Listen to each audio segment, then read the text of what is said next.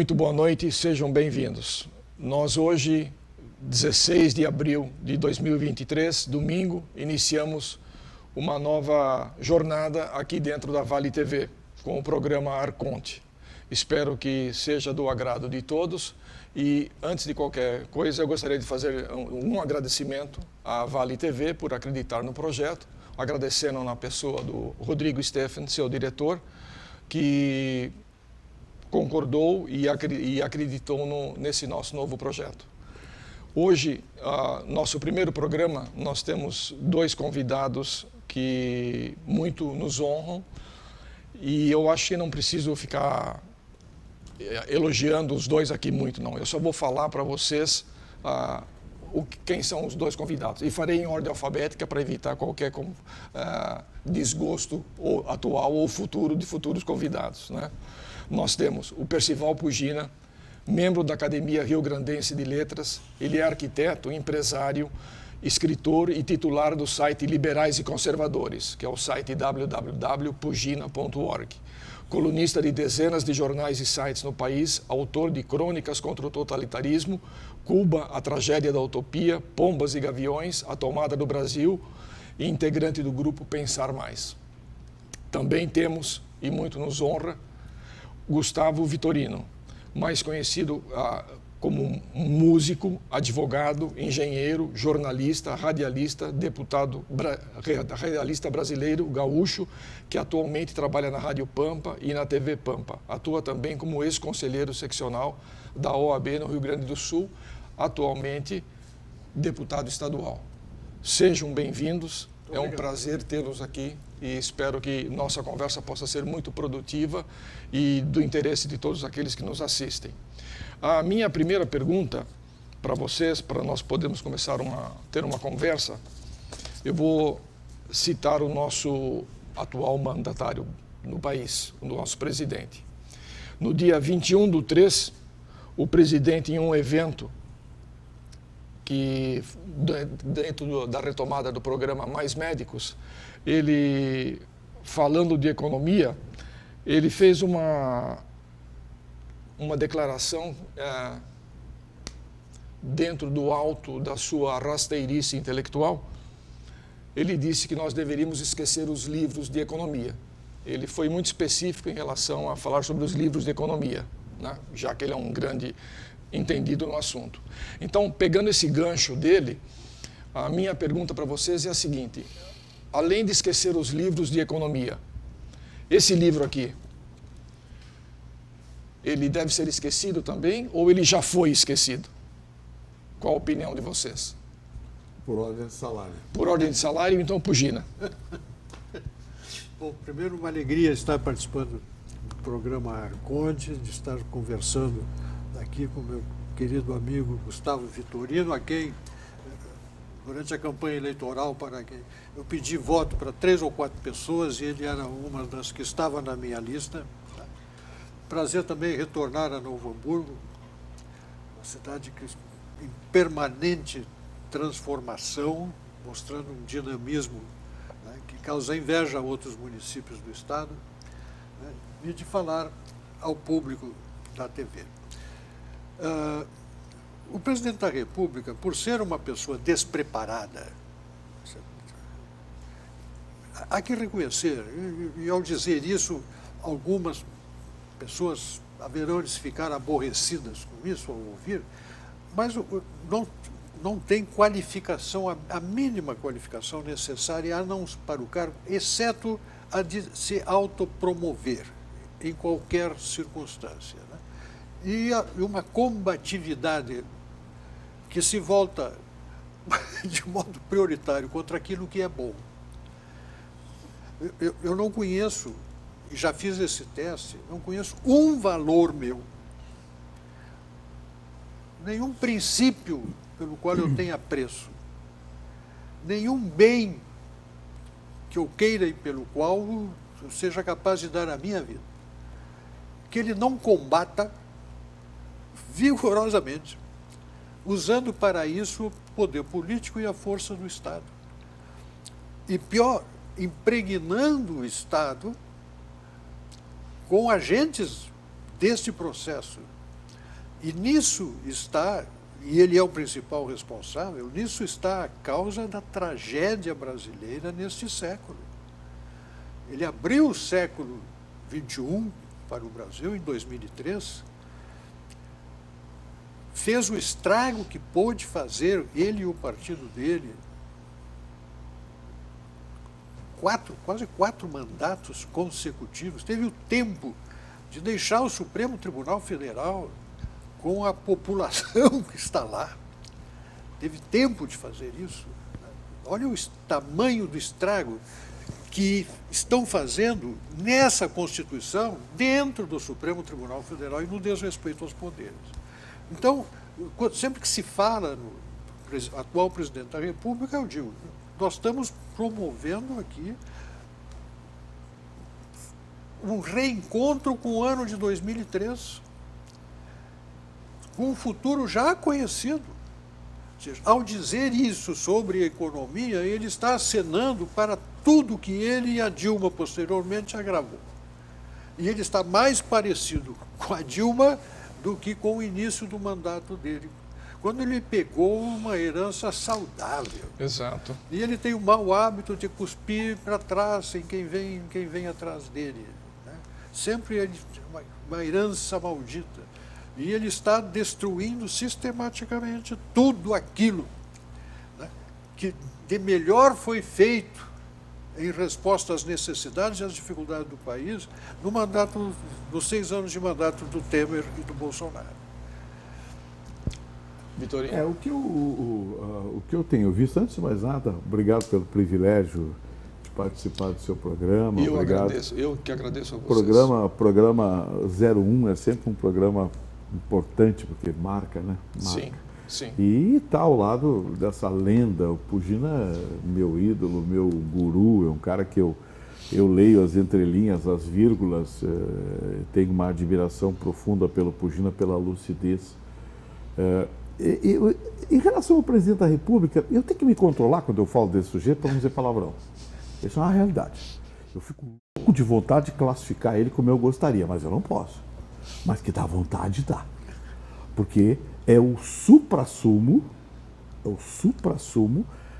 de tudo aquilo que alguém não quer, em termos de conduta, de posicionamento, de formação pessoal, intelectualidade, exemplo, imposição social. Caráter, retidão. Ele é o oposto de tudo isso.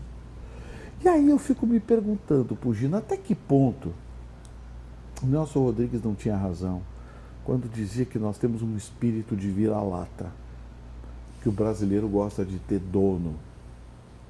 Até que ponto uma pessoa como essa chega à presidência da República pela 3ª vez,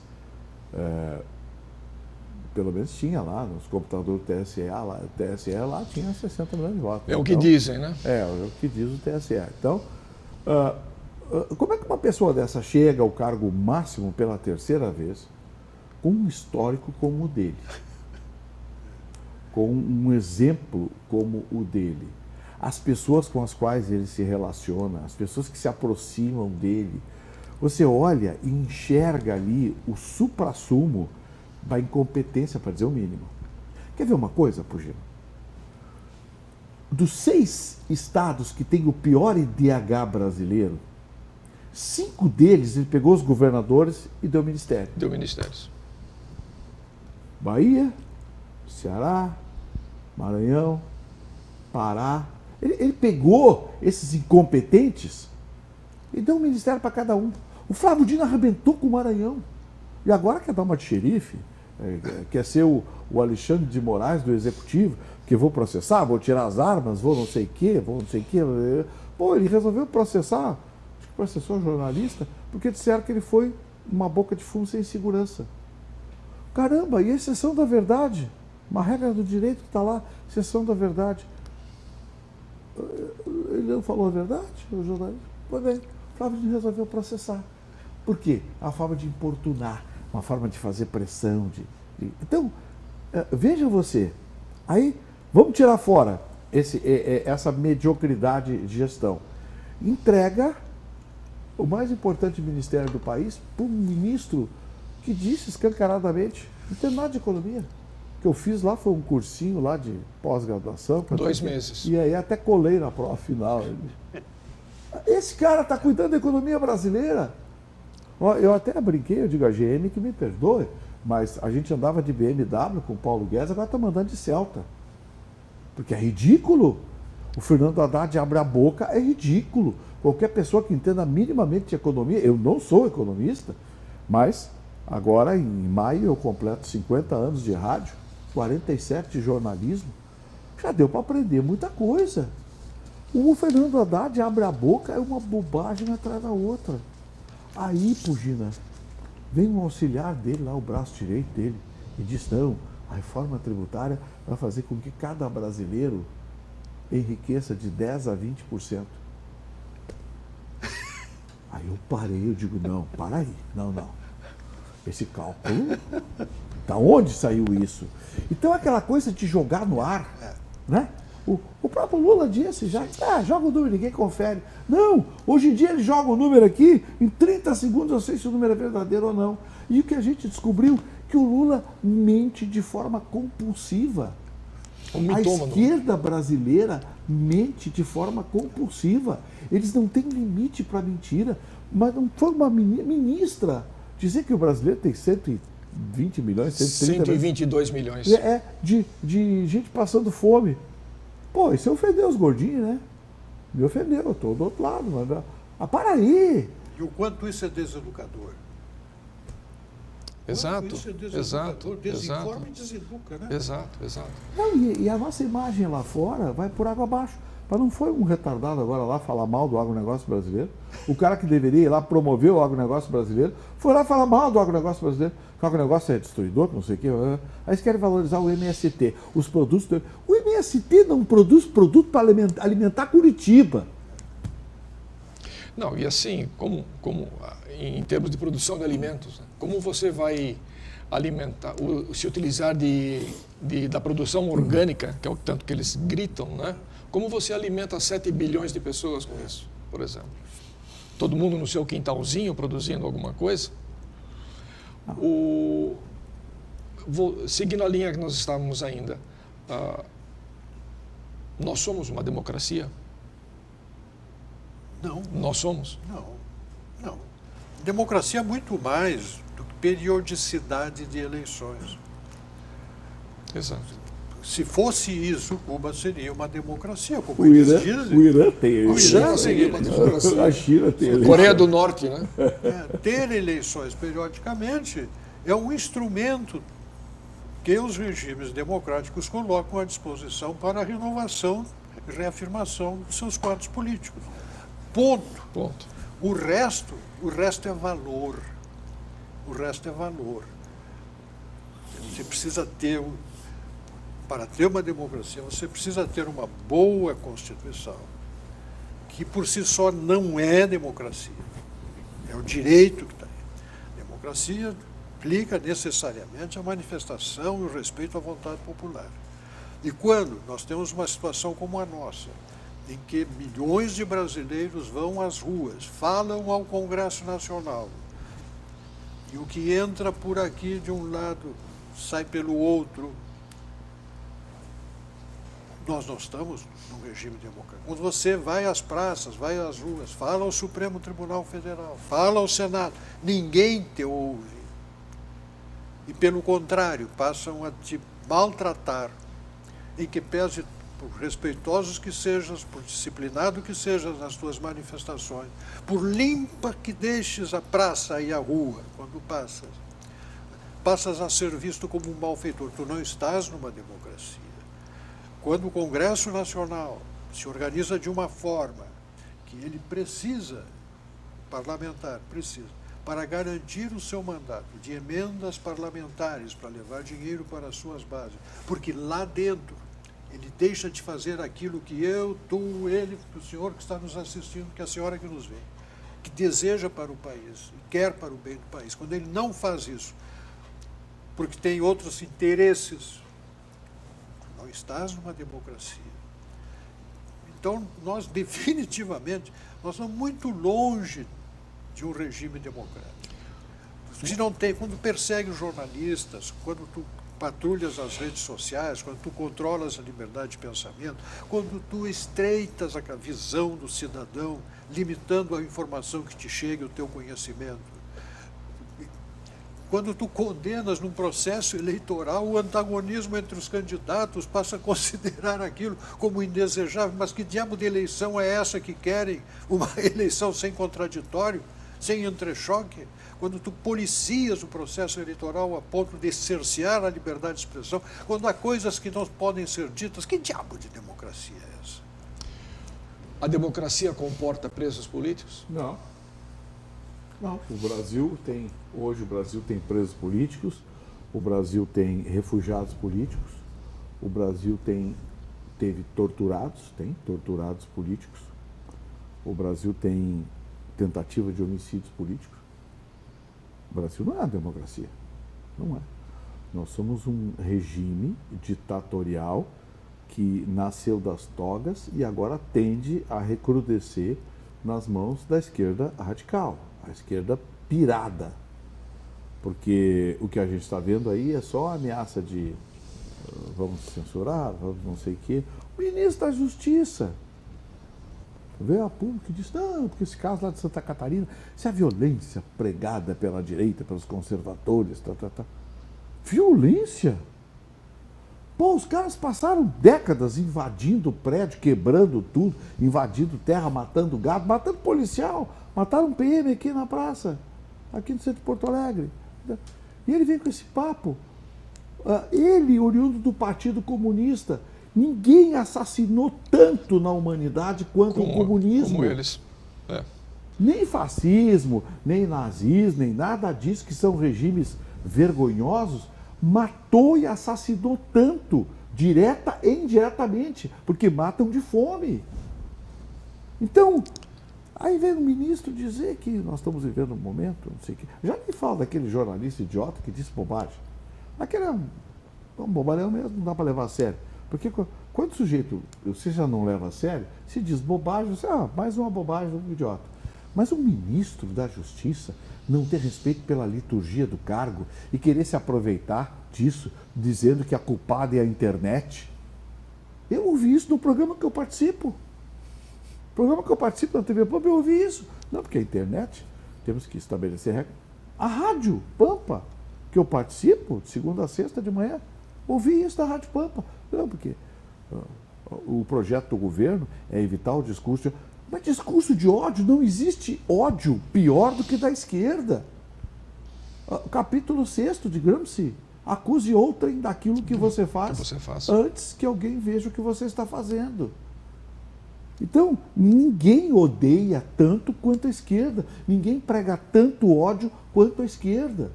Olha o número de homicídios e assassinatos que nós tivemos nos últimos tempos no Brasil, nunca esclarecidos.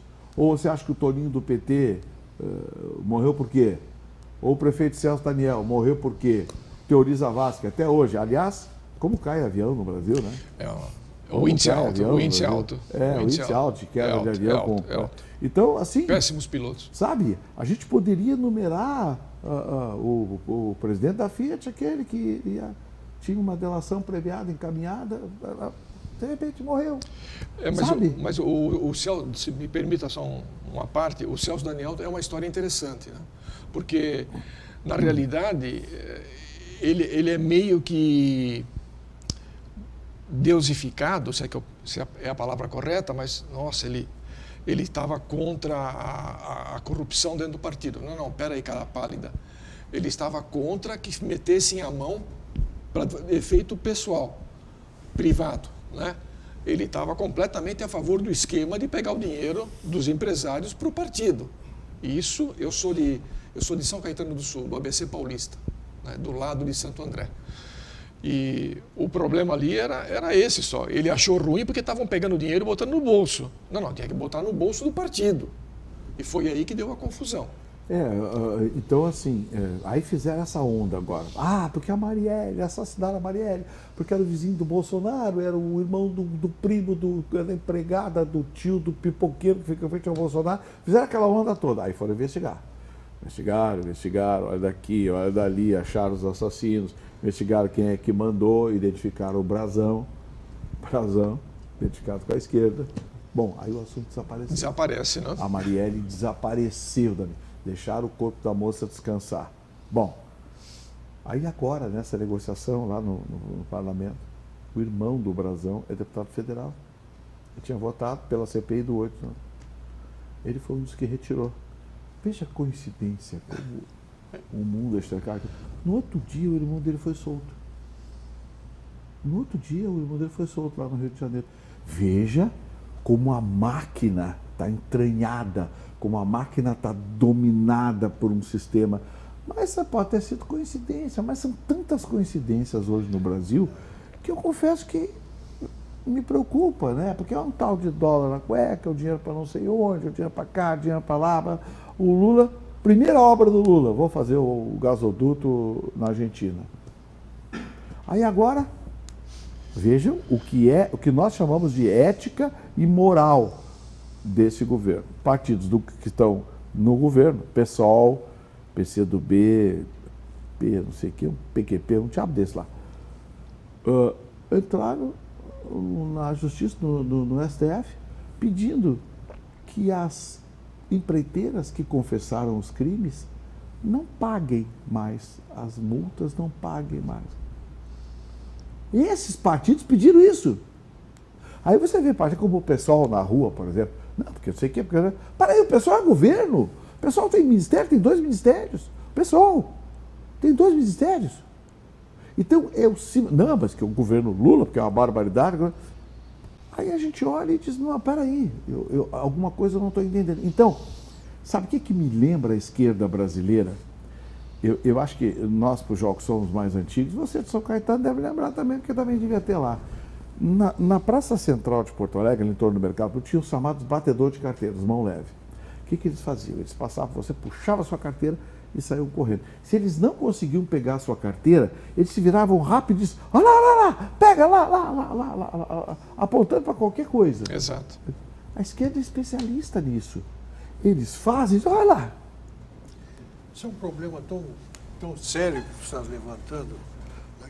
Eu me preocupo muito com o padrão cultural da sociedade, né? Porque o Olavo de Carvalho dizia que a cultura é o mar onde navega ou afunda, onde se dirige no rumo certo ou se perde o barquinho da política. Ou seja, o ambiente cultural da sociedade, aquilo que vai influenciar as decisões, as opiniões, os sentimentos na sociedade, é importantíssimo na hora de uma eleição, numa hora política. Então, por isso que isto interessa muito a política. Né? Quando você envenena esse ambiente com mentiras, com mistificação, com narrativa, com essa transferência de responsabilidade, você está envenenando estas águas onde a política vai navegar. Essas águas onde estão os sentimentos das pessoas. Porque tudo isso é feito e proferido e dito como se estivesse no alto de uma plataforma de dignidade moral inatacável, porque tudo isso é pelo imenso bem de todos, porque nós somos moralmente superiores. Gente, pelo amor de Deus, o primeiro degrau de toda a corrupção é a mentira. Eu acho Porque a mentira é a corrupção da verdade. O sujeito corromper a verdade é mais grave que botar o dinheiro na gaveta. Porque a verdade é um bem precioso. Tu não pode maltratar a verdade em público com o senso de responsabilidade de saber que tu estás mistificando. Isto é de uma perversidade. E se tu fazes isso em sala de aula, se tu fazes isso com os alunos, se tu fazes isso nas escolhas dos livros que tu indicas para a leitura, se tu fazes isso na escolha dos livros que tu retiras do conhecimento das pessoas, porque tu os escondes os autores, as obras, os textos preciosos do conhecimento humano, se tu coloca tuas obras preferenciais, que são aquelas que te servem politicamente, tu estás fechando a janela do conhecimento e o horizonte de discernimento das pessoas, a ponto de trazê-lo para a ponta do teu nariz tu pode colocar tudo dentro de uma caixinha. E tu só pode pensar dentro da caixinha do professor, dentro da caixinha do partido, dentro da caixinha do Lula. Perceberam o quanto isso é perverso? Mas tudo isso que você menciona, essa é a grande mudança da visão da esquerda no mundo. Eles passam da visão de tomada do poder revolucionário pelas armas Para a caixinha. para a caixinha, para a tomada do poder pela via cultural, que nós temos com Gramsci e muitos outros aí. A queda do Muro de Berlim e várias outras, a Escola de Frankfurt, várias outras situações onde é mudado o procedimento, o foco de como vamos tomar o poder, né? Não vai ser mais pelas armas, a criação das narrativas, né? Isso é um problema muito sério. Desde o Fernando Henrique, aqueles 20 anos, Fernando Henrique, Lula e Dilma, aqueles 20 anos foram devastadores para o Brasil. Nós vamos pagar essa conta por décadas. E trazendo tudo isso de volta agora, e de forma ainda mais raivosa e agora totalmente desequilibrada, porque com a sensação de poder absoluto. Né? A sensação de poder absoluto. O exemplo foi dado na largada do governo. Vamos estourar a meta. Eu quero 200 bilhões. Não, não dá. Não, encaminha um projeto aí. Está demorando para o Congresso decidir. Então entrou no Supremo. O Gilmar Mendes, na hora, em 24 horas, deu uma liminar. Para gastar quanto quiser, estourando a meta, desde que em programas sociais. Então, o Lula mandou recado, já desde cedo. Eu vou governar com o que eu tenho na mão, no bolso, que é a Suprema Corte Brasileira. O parlamento hoje é uma figura decorativa. Nós conversamos sobre isso e eu disse para o Pugina, a falta de espinha dorsal do parlamento brasileiro está cobrando dele mesmo a conta. Hoje o parlamento brasileiro está embaixo da cama, está assustado. Olha os últimos presidentes do Senado e do Congresso Nacional, figuras medíocres, ridículas, para dizer o mínimo, em termos políticos, em termos de preocupação social. Então, essa conta chegou. Hoje, a gente tem o Lula com superpoderes, porque a menos que eu me engane, Pugina, mas acho que o STF está fechado, está de férias, porque fazem 3 meses e meio que não tem nenhuma decisão contra o Executivo, né? Esse é o comentário que eu gostaria de adicionar em cima da tua fala, Vitorino, mas aí eu gostaria de fazer um pequeno intervalo e nós já voltamos em breve com o programa Arconte.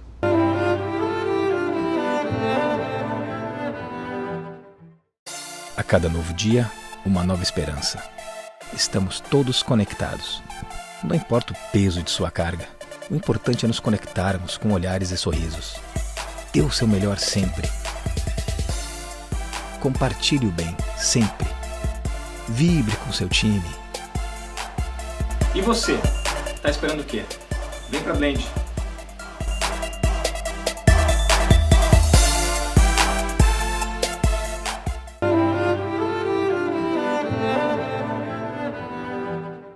Olá, voltamos com o Arconte, tendo hoje como convidados Percival Pugina e Gustavo Vitorino.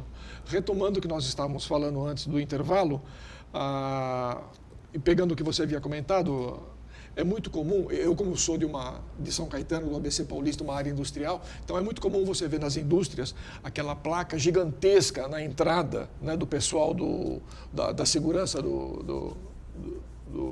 da firma. Estamos há 198 dias sem acidentes. Pois bem, me parece que deve ter uma placa na frente do STF. Essa semana agora, que passou, completou-se, né? Estamos há 100 dias sem interferir no governo federal. Nos primeiros 100 dias do Bolsonaro, ele já tinha 11 decisões contra ele. 11 decisões em série liminar contra ele. 11 liminares contra o governo Bolsonaro. O Lula não teve nada, muitos perguntaram, a única liminar que teve foi a favor dele, do Gilmar Mendes, mandando gasta o que quiser, estoura e está tudo certo, a gente garante aqui. Ontem uma colega tua, no programa de televisão que eu assistia, na Jovem Pan, dizia que temos que acabar com essa história de ficar atacando as instituições, criticando as instituições. Mas como é que eu não vou criticar o comportamento dos membros de determinadas instituições, como é o caso específico, gravíssimo, do Supremo Tribunal Federal? Como é que eu vou passar recibo de silêncio como cidadão para aquilo que eles fizeram nos últimos anos, para o que eles estão fazendo agora? Olha, uma das leis mais importantes do governo Temer foi a lei das estatais, exigindo que para alguém ocupar um cargo de gestão numa estatal tinha que ter qualificação. Não podia ter sido agente político antes de assumir esse cargo. Não podia ter tido envolvimento com campanha eleitoral. Não podia ter tido mandato. Não podia ser dirigente partidário. 3 anos afastados, só depois de 3 anos afastado, poderia ser indicado. Por quê? Porque nós conhecemos a história destas indicações. Exato. O Vitorino acabou de citar 5 governadores saíram da cadeira de governador e foram para ocupar postos. Mas como é que pode? Mas tem uma lei. Que diabo é essa? Bom, aí botaram uma pressão muito grande na Câmara dos Deputados. A Câmara aprovou uma redução para 30 dias. Saiu de 3 anos, baixaram para 30 dias. Para 30 dias. Quando isso entrou no Senado, o Senado disse, não, é muito pouco. Porque o produto disso foi que acabou a corrupção nas estatais. As estatais passaram a dar lucro, que eram indústrias geradoras de prejuízos. Resolveu a encrenca, uma medida saudável, lei do Congresso Nacional, votado por todas as bancadas, não houve praticamente voto dissidente quando isso foi aprovado. O PT votou a favor porque não estava no governo. Se alguém ficar incomodado com isso, será o governante da hora. No caso Temer, depois o Bolsonaro. No momento que eles sentaram, não, mas isso não pode. Como é que eu vou fazer? Quando é que eu vou acomodar aquela turma da comissão de transição? Era só olhar para ali que tu vê que havia uma limitação entre o continente e o conteúdo, aquilo para onde iria aquele pessoal todo e todos aqueles que tinham que entrar. Não cabia, então precisava liberar esses espaços para as indicações. Travou, não pode. Aí o que aconteceu? Ricardo Lewandowski, numa canetada, fez a mesma coisa que fez no caso que tu acabaste de mencionar. Do Gilmar Mendes. Que o Gilmar Mendes fez. Liberou, sai de uma cadeira, senta na outra. E mandou para o plenário, para o pleno do Supremo decidir se quer isso ou não. Mas como é que vão brigar? E tem que estar, mas gente, isso é o mesmo sangue que corre nas veias, na maioria deles. Eles têm uma imensa e sólida maioria lá dentro. Você sabe, Pugina, que você falando isso me traz à cabeça 2 imagens. A primeira delas, outra coisa que a esquerda conseguiu destruir no Brasil foi o jornalismo. Destruiu. Hoje nós temos roteiristas, não temos mais jornalistas. São roteiristas que criam teses, desenvolvem. Como essa moça que disse essa besteira aí. Então, assim, nós não temos mais o jornalismo, aquele que a gente tinha confiança. Aquele jornalismo que você aprendeu a ler, a confiar. O jornalismo que eu fui criado, sabe? Que te faz refletir, né? Eu, em julho, agora completo 47 anos de jornalismo. Em maio, agora 50 de rádio. Eu fico pensando, cadê aquele jornalismo que eu, sabe, pegava folha de papel na máquina de escrever? Não, mas não foi bem assim, porque eu tinha informação. Sabe, eu não era direita, esquerda, nada. Eu estava preocupado com a notícia. Acabou. O fato, né? O fato, a notícia. Acabou. E outro aspecto que me chama a atenção é um erro, e aí eu não tenho como esconder, nós estamos nesse programa com plena liberdade, porque a marca registrada desse programa é a liberdade. Um erro grave cometido pelo Bolsonaro. O Bolsonaro, eu vou criar uma simbologia. Um time que foi jogar na casa do adversário, onde o juiz é o pai do capitão do time adversário, só tem a torcida adversária, os 2 bandeirinhas são os sobrinhos do presidente do clube adversário, e o clube adversário precisa ganhar apenas de 1-0. Aí você vai, joga, perde um gol de pênalti aos 58 minutos do segundo tempo, um pênalti que não existiu. Aí você está reclamando. Você não sabia que isso ia acontecer? O Bolsonaro não sabia o que iam aprontar para ele na eleição? Acho que o Bolsonaro errou quando ele indicou Ramagem. Aí o Alexandre Moraes disse, não pode, ele é amigo dos filhos do Bolsonaro. Isso é fundamento jurídico para um ministro da Suprema Corte impedir uma prerrogativa exclusiva do presidente, que é indicar o diretor da Polícia Federal? O Bolsonaro devia ter dito, não, está aqui na Constituição, eu vou cumprir a Constituição, eu vou cumprir a lei. O senhor pega essa liminar e enfia na sua gaveta. Cumpra o senhor também. Cumpra o senhor também. Ali foi o ponto de virada, né? Ali foi o ponto de virada. Mostrou fraqueza. E você sabe, a ideologia extremista, a esquerda, ela é como uma criança, ela vai testando o seu limite. Exato. Você vai cedendo, eles vão avançando. Exato. Eles vão avançando e vão ganhando suas próprias razões da sua fraqueza. Aí veio o 7 de setembro de 2020, milhões de pessoas nas ruas. Os militares, disseram, presidente, nós estamos com o senhor. Os militares saem do gabinete do Bolsonaro, ele pega o telefone, liga para o Michel Temer e faz aquela cartinha ridícula. Eu acho que esses dois tópicos mostraram para as forças do mal, essas que estão dominando o país hoje, olha, ele deixou de ser capitão do Exército há 30 anos atrás. Hoje ele é um político. Só um político. Então eu acho que parte do que nós estamos vivenciando hoje, nós estamos aqui por causa do Bolsonaro, porque o Bolsonaro nos tirou a vergonha de ser conservadores de direita. Eu sou conservador de direita, bato no peito e tenho orgulho disso. Agora, você chama alguém de comunista, ele fica bravo contigo. Ele fica bravo. Quer te processar. Como assim? Eu sou conservador. Sou conservador, sou de direita. Você é de esquerda, é comunista. Não, que eu vou te processar, porque isso, porque aquilo. Então, veja você que já começa por aí. A sensação que eu tenho é que nós estamos aqui graças ao Bolsonaro. Ele tirou a nossa vergonha, o constrangimento dos conservadores de botarem a cara para fora. Mas, ao mesmo tempo, nos trouxe a sensação de que o nosso conceito de linearidade política precisa ser questionado. Nós precisamos ser mais agudos, mais atuantes. Nisso, a esquerda, com décadas à nossa frente, é mais atuante. Eles têm muita mais experiência nisso. Eles olham para a minha cara e me processam.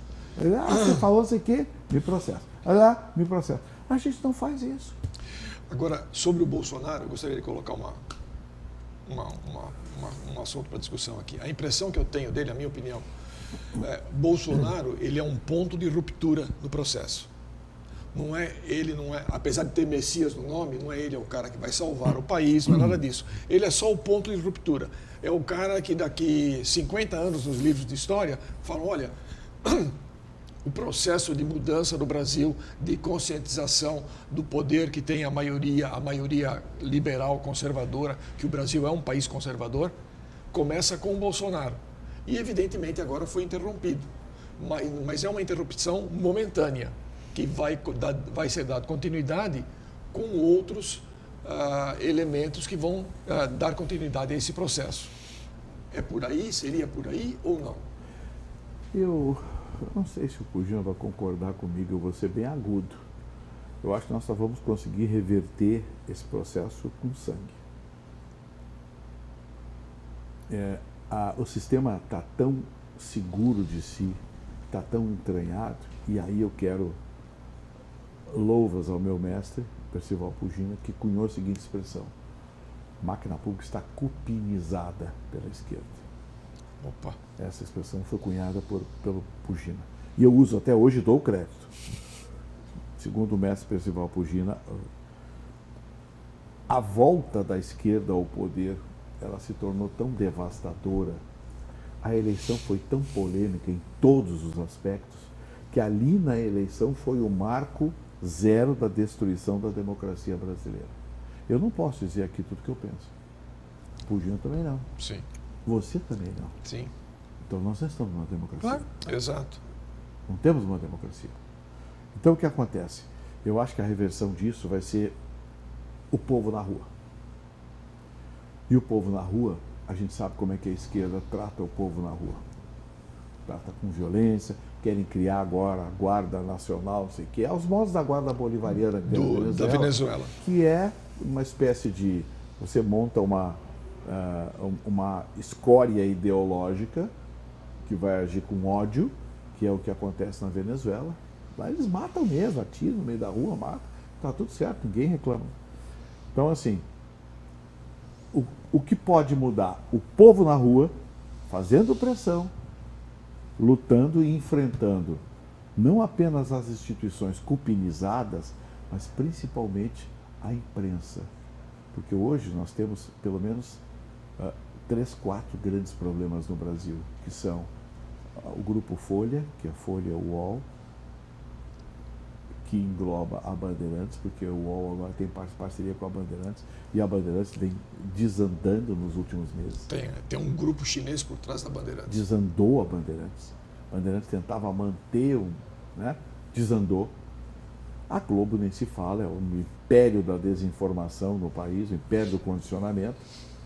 Essas duas associadas ao Estadão, que tenta manter minimamente, mas não consegue. É só ver os articulistas do Estadão, você vê que, com exceção do J.R. Guzzo, o resto é vergonhoso. Então, assim, a gente tem uma espinha dorsal da opinião pública no Brasil que começa a ser questionada pela Jovem Pan, que não está fazendo nada.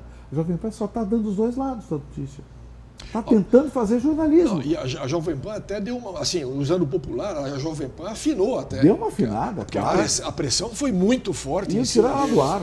Muito. E tirar do ar. Muito forte. Teve ministro sugerindo tirar ela do ar. Ministro Togado e ministro Civil sugerindo tirar a Jovem Pan do ar. O tal do Pacheco, que, aliás, deixa uma coisa bem clara, é só coincidência o sobrenome, tá? Graças a Deus. Eu não tenho nenhum parentesco com o Rodrigo Pacheco, do presidente do Senado. A minha família é de outra estirpe. Se eu tivesse, eu não sairia na rua de vergonha. Mas o Pugina, veja você, a CNN entrou com toda aquela pompa, aquela coisa, né? Aí a CNN mostrou a cara muito cedo. Sim. Ela deu uma pegadinha de audiência. Essa pegadinha que ela deu começou a perder. A Globo News está desabando. Hoje, em quase metade dos horários do dia, a líder é a Jovem Pan. É a Jovem Pan.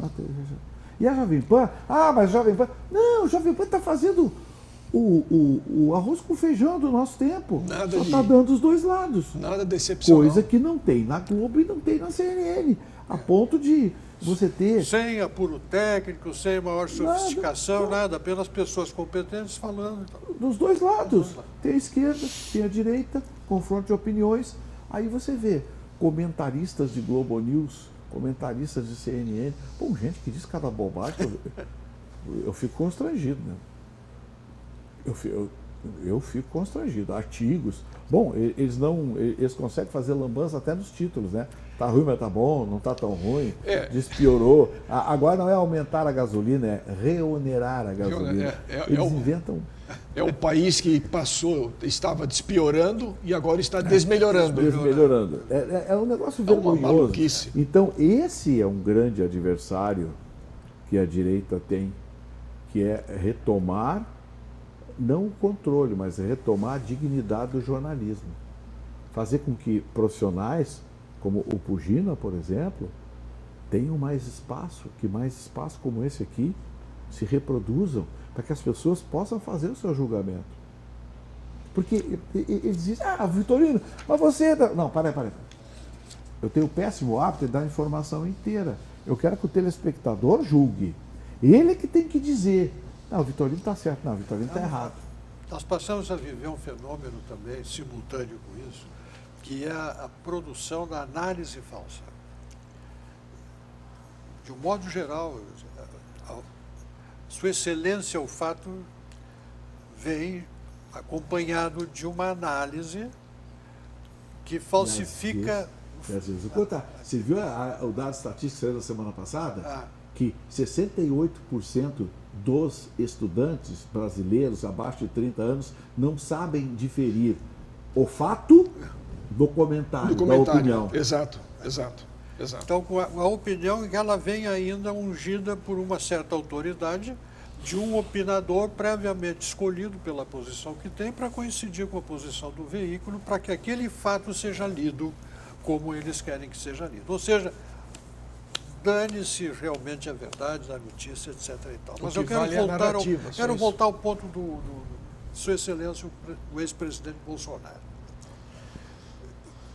Com Bolsonaro, a direita, conservadoras e liberais no Brasil ficaram na situação do ceguinho que encontrou um vintém, uma moedinha na rua. Ceguinhos não encontram vinténs. O ceguinho achar um vintém é um fato, é um ponto fora da curva. Com Bolsonaro, o ceguinho da direita e da esquerda encontrou um vintém. Por quê? Porque não tinha a menor condição de ganhar a eleição, a não ser se aparecesse um fenômeno eleitoral como esse. Como foi? E ao longo do mandato, eu vi se deteriorar, em que pese estar fazendo um bom governo, em função de quê? Da cupinização de toda a máquina, e muito especialmente o Senado Federal, esta relação espúria do Senado Federal com o Supremo Tribunal Federal. Isso é uma coisa repulsiva, quer dizer, a gente sabe, os senadores disseram, verbalizaram, aqui é um acerto, que uma casa não julga a outra e estamos todos protegidos. Sabemos disso, por escandaloso que seja. Então, essa coisa horrorosa complicou muito o governo do Bolsonaro. A possibilidade da direita voltar a vencer será novamente um episódio fortuito se não fizer o dever de casa. E o dever de casa é fazer aquilo que o PT ao longo das décadas fez. Porque nos Estados, como é que funciona nos Estados? O mesmo antagonismo, democratas e republicanos. O mesmo antagonismo, direita e esquerda. E se alternam no poder. Por quê? Porque são máquinas políticas consistentes, enraizadas nas famílias, nas instituições, nos estados, que funcionam eleitoralmente o tempo todo, até porque lá as eleições são mais frequentes. Aqui no Brasil não, aqui a direita tem eleição, começa aquela correria, procura candidato. Não, gente, tem que fazer o dever de casa, tem que trabalhar o teu quarteirão, tem que trabalhar o teu prédio, tem que trabalhar a escola do teu colégio, tem que trabalhar junto às instituições da sociedade, tem que fazer partido, tem que organizar partido, tem que fazer congresso, eu já participei de vários esse ano, estão acontecendo, mas é muito trabalho. Militância. A direita não tem militância. E a palavra militância tem um sentido pejorativo no Brasil.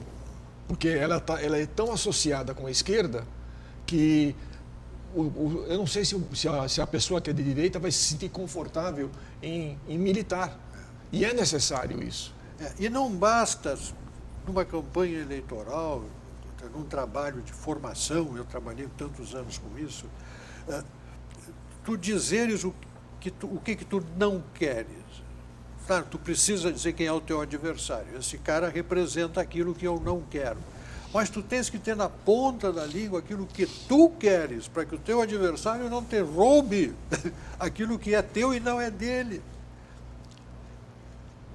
Então tu tens que também saber o que tu queres, para que tu queres o poder, qual é a tua plataforma, qual é a tua proposta, quais são as diretrizes que te norteiam. Isso está os partidos têm isso escrito lá por alguém há 10 anos atrás, ninguém leu, ninguém sabe, a sociedade não conhece. Então é muito fluido isso. É indispensável, viu? O voto distrital seria fundamental para isso? Nós vamos ganhar, óbvio. O voto distrital ajuda muito nisso. Por quê? Porque ele vai responsabilizar uma pessoa, um parlamentar. Vai ser o parlamentar do distrito. E o cara que votou nele, o que não votou nele, o cara que não gosta dele, o sujeito que odeia ele, tem o direito de cobrá-lo na calçada onde o encontrar. É mais fácil a cobrança. A cobrança, essa proximidade. é como o prefeito. O prefeito é cobrado por todos os seus munícipes, independentemente de quem votou nele ou não. Agora não. O deputado vai a Brasília, faz o que bem entende do interesse seu, da sua família, fere o seu interesse, sua vontade, o seu desejo, o bem que o senhor quer para o país, protege corruptos, protege, vai aprovar ou não, sei lá, um projeto de lei para limitar a internet, vai votar a favor disso. E quem vai cobrar isso dele? Porque se quando ele vier à sua base, ele vai se encontrar só com os companheiros, com aqueles que vivem sobre a guarda dele, que é um deputado do partido daquela cidade. Tem alguns deputados que até ganham ministério. É só mandar asfaltar a estrada na frente da fazenda dele. Então essa máquina está errada, ela conspira contra o bem do país. Eu acho que tudo isso tem origem na nossa Constituição. E eu, há muito tempo, digo a mesma coisa, já fui xingado, fui até uma palestra que eu fiz na faculdade de Direito, foi até meio que tratado com desprezo por alguns professores. Eu disse, a nossa Constituição é uma porcaria. A tal Constituição cidadã, ela foi feita por interesses localizados. Ela é gigantesca, ela é paquidérmica, ela está mais para carta de intenção do que propriamente uma lei maior. 2/3 da nossa Constituição poderia ser regrado por lei ordinária. Não tem necessidade de ter um negócio monstruoso como a gente tem. E o que é pior, e aí é que vem o complicador, é o que nós chamamos de, tem regras jurídicas abertas, regras jurídicas em branco. Você interpreta do jeito que você quiser. Então, ao poder público cabe a obrigação de tal. Aí você vai analisar. Alguém diz, não, o poder público tem que dar. O outro diz, não, o poder público pode dar. Sabe, a coisa é tão absurda. O artigo, eu não lembro de cabeça, 236, 237, 233, uma coisa assim, que fala da união civil, que nós chamamos de casamento. Quando o STF decidiu que podiam casar pessoas de mesmo sexo, eu disse na rádio, há muitos anos atrás, eu digo, olha, está errado. Ah, mas isso é homofobia, você é um monstro, você é fascista, azulejista, trapezista, esteticista, é o diabo que carrega. Eu digo, está errado. Muda a Constituição. Tem que mudar. Uma PEC muda o artigo 236 e diz que a união civil, casamento entre duas pessoas, será O dispositivo diz a união civil entre um homem e uma mulher. Bom, não satisfeito com isso, agora estão mudando o conceito de mulher, a ponto do Tribunal de Justiça de Santa Catarina dizer o seguinte, que o homem que se declarar mulher pode se aposentar nos prazos legais e previdenciários de uma mulher. Está lá. Eu sei que o senhor está aí na sua casa assustado. Procura lá. Tribunal de Justiça de Santa Catarina diz que homem que se sente mulher pode se aposentar com prazo de mulher. Eu até fiz um... O que eu vou dizer, Pugina? Eu entro numa sala de aula, o que eu vou dizer para os alunos? Eu fiz um questionamento ontem no Facebook, o seguinte, supondo-se que eu fosse transetário, então eu tenho 15 anos de idade e me sinto com 75. Eu posso pedir aposentadoria? Se está valendo qualquer coisa. Eu sou transsocial. Eu sou pobre, mas me sinto rico. Então eu gostaria que o pessoal que vende Ferrari financiada aí me vendesse uma Ferrari que eu vou pagar. Não sei quando, mas vou pagar. Pô, senhores, cadê a seriedade, né, Pugina? Pô, Pacheco, cadê a seriedade? Não existe, não existe. Como é que você vai levar a sério? Aí, Charles de Gaulle estava certo. Aí vem a jornalista, essa que o Pugina, não podemos criticar as instituições. Porra, tem que criticar sim. A crítica que equilibra é que traz a racionalidade.